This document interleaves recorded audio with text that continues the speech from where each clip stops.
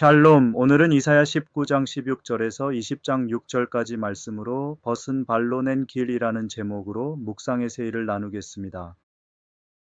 믿음이란 무엇을 붙드느냐의 문제이기 전에 무엇을 놓을 수 있느냐의 문제입니다. 손에 쥔 것이 많을수록 우리는 안전해지는 것이 아니라 오히려 그것에 붙들리고 맙니다. 입추를 하루 앞둔 아침입니다. 달력은 가을의 문턱을 가리키는데 볕은 여전히 정수리를 두드립니다.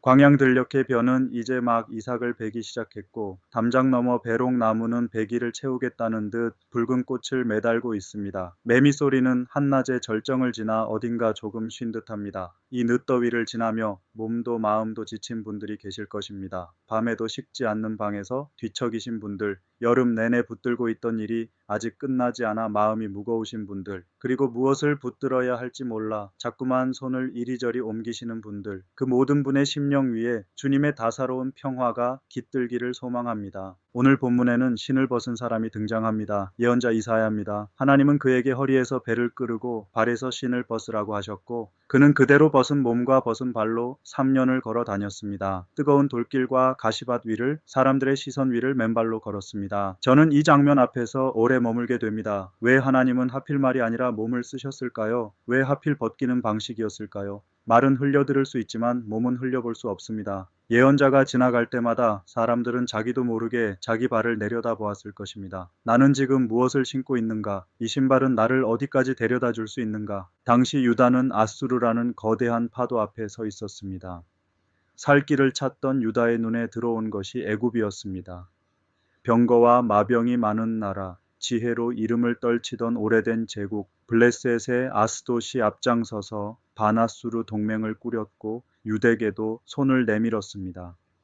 그러나 주전 711년 아수르 왕 사르곤이 보낸 군대 장관이 아스돗을 함락시키면서 그 동맹은 하루아침에 무너졌습니다. 이사야가 맨발로 걷기 시작한 것이 바로 그 무렵입니다. 그러니까 예언자의 맨발은 국제정세의 한복판에 놓인 몸의 설교였습니다. 그런데 놀랍게도 이사야는 이 냉정한 현실을 말하기 직전에 도무지 어울리지 않는 꿈부터 이야기합니다. 먼저 애굽이 떱니다. 그날의 애굽이 부녀와 같을 것이라 그들이 만군의 여호와께서 흔드시는 손이 그들 위에 흔들림으로 말미암아 떨며 두려워할 것이며 19장 16절 애굽을 떨게 한 것은 아수르의 병거가 아니라 하나님의 손이었습니다. 지혜로 이름난 나라가 정작 하나님의 계획 하나를 읽어내지 못해 무너집니다. 사람의 지혜가 아무리 정교해도 하나님의 뜻을 셈에 넣지 않은 계산은 결국 틀린 답에 이릅니다. 그런데 떨림이 끝이 아니었습니다. 이사야의 시선은 두려움 너머로 건너갑니다. 애굽 땅의 가나안 방언을 말하며 여호와를 가리켜 맹세하는 5 선읍이 생긴다고 합니다. 태양신을 섬기던 도시가 이름을 잃고 그 자리에 하나님을 부르는 입술이 들어섭니다. 우상의 도시가 예배의 도시로 바뀌는 데 필요한 것은 정복이 아니라 회심이었습니다. 그리고 애굽 땅 한가운데 제단이 서고 변경에는 기둥이 섭니다. 압제자 때문에 부르짖는 애굽에게 하나님이 구원자를 보내 건지십니다. 한때 이스라엘이 애굽에게 당하던 일을 애굽이 당하고 한때 이스라엘이 받았던 구원을 이제 애굽이 받습니다. 그리고 이 단락에 심장 같은 한 구절이 놓입니다. 여호와께서 애굽을 치실지라도 치시고는 고치실 것이므로 그들이 여호와께로 돌아올 것이라. 19장 22절. 하나님의 매는 부수기 위한 매가 아니라 돌아오게 하려는 매였습니다. 이 한 문장 앞에서 저는 제가 심판이라고 불렀던 많은 순간들을 다시 생각하게 됩니다. 꿈은 더 멀리 나아갑니다. 그날의 애굽에서 아수르로 통하는 대로가 있어 아수르 사람은 애굽으로 가겠고 애굽 사람은 아수르로 갈 것이며 애굽 사람이 아수르 사람과 함께 경배하리라. 49장 23절. 본래 그 길은 군대가 다니던 길이었습니다. 병거 바퀴 자국과 포로들의 발자국이 겹겹이 새겨진 길, 약탈하러 갔다가 약탈당하러 오던 길입니다. 그 길이 예배하러 가는 길이 됩니다. 마침내 하나님은 두 원수의 이름을 이렇게 부르십니다. 내 백성 애굽이여, 내 손으로 지은 아수르여, 나의 기업 이스라엘이여, 복이 있을지어다. 49장 25절. 이스라엘이 두 제국을 정복해서가 아닙니다. 그 사이에 서서 둘을 잇는 자리가 되어 세계 중에 복이 되는 것입니다. 당시로서는 황당한 꿈이었습니다. 그러나 교회가 너무 현실적이 되어버리면 우리는 하나님이 주신 꿈까지 잃어버립니다.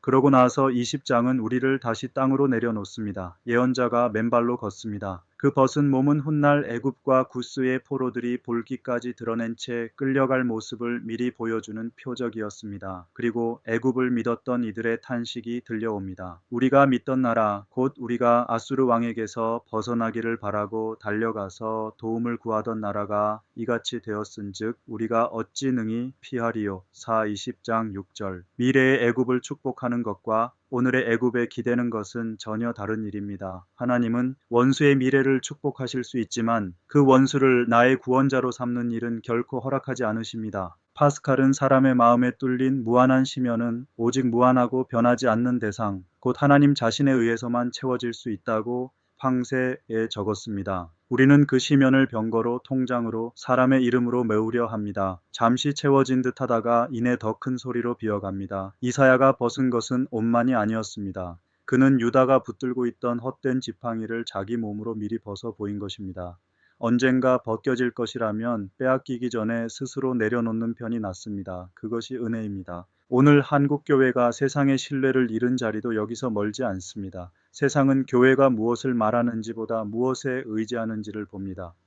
건물과 숫자와 영향력에 기대는 모습이 드러날 때 우리의 설교는 이미 벌거벗겨진 것입니다. 그러니 우리가 먼저 벗어야 합니다. 벗은 발은 부끄러움이 아니라 정직입니다. 신을 신고는 밟을 수 없는 땅이 있습니다. 모세도 떨기나무 앞에서 신을 벗었습니다. 거룩한 땅은 언제나 맨발로만 밟을 수 있습니다. 교회가 세상 앞에서 다시 신뢰를 얻는 길도 더 좋은 신발을 구하는 데 있지 않고 신을 벗고 그 땅에 서는 데 있을 것입니다. 각자의 애굽 목록을 한번 적어보시면 좋겠습니다. 그것이 무너져도 내 신앙은 무너지지 않는지 정직하게 물어보시고 그중 하나쯤은 실제로 손에서 놓아보십시오. 자녀의 성적일 수도 있고 오래 붙들어온 인정 욕구일 수도 있고 아무에게도 말하지 못한 계획일 수도 있습니다. 손이 비어야 그 손으로 하나님을 붙들 수 있습니다. 그리고 놀랍게도 그렇게 비운 손으로 우리는 다른 사람의 손을 잡게 됩니다. 애굽에서 아수르로 통하는 대로는 하늘에서 뚝 떨어진 길이 아니었습니다. 서로를 원수라 부르던 이들이 한 분 하나님 앞에 나란히 무릎을 꿇으면서 생긴 길이었습니다. 때로는 그런 손과 손 사이로 놓입니다. 늦더위가 물러가면 이 들녘의 벼는 고개를 숙일 것입니다. 가장 알찬 이삭이 가장 깊이 숙이는 법입니다.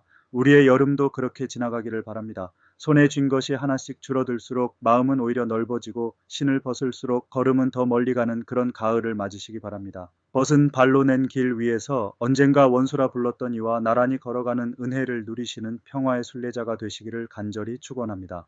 모든 성도가 매일 성경으로 매일 묵상하는 광양사랑의 교회 평화이길벗 라종열 목사였습니다. 묵상의 여정에 있는 여러분의 오늘 하루도 주님의 평화가 함께 하시길 기원합니다. 감사합니다.